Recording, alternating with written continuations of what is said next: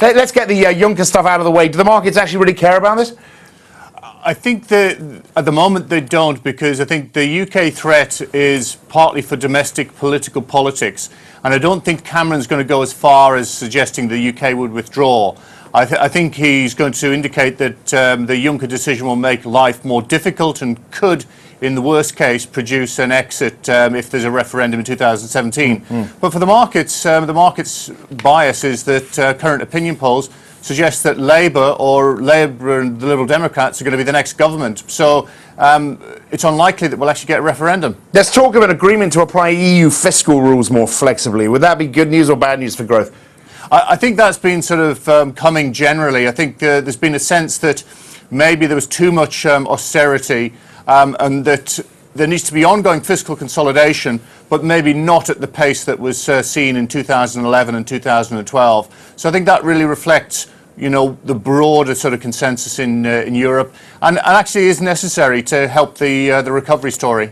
I want to get your take generally on this great search for yield right now. We seem to have paused a little bit in momentum. How do you make the most of that pause, do you think?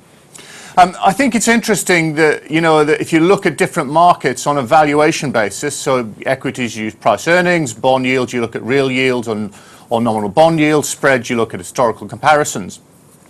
Bank of England did quite a neat summary actually in the Financial Stability Report yesterday, and it found strong signs of froth in US high yield, corporate bonds, corporate loans.